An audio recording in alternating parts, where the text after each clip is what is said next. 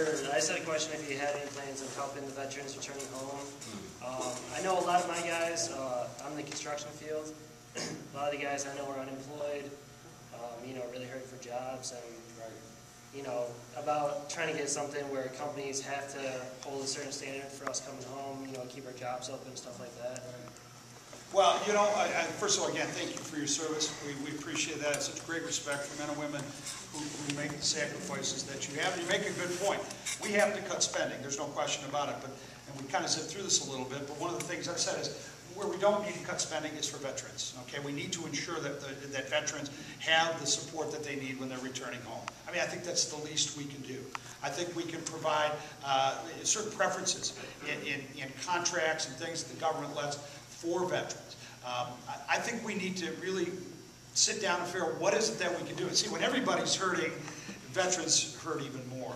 And I think we've got to level the playing field, in fact, maybe tilt things a little bit on your behalf so that you do have a chance to make up for the lost time, for the sacrifices that you've made. So, yeah, we leave that off the table. Let's help veterans. One of the things is that, the Veterans Administration's hospitals, and I think we can do a much better job with how we administer in the VA. So I have some familiarity with that. My mother was a registered nurse working in the VA hospitals throughout her career. She moved around from place to place. Some were pretty good, some were pretty bad. And I think we can improve the quality of care in particular, because as I understand it, a number of the veterans are returning home with very serious wounds that, in fact, in previous combat, they might not even survive.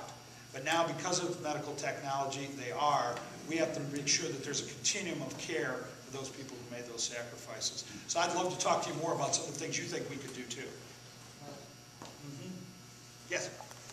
Well, 2 points.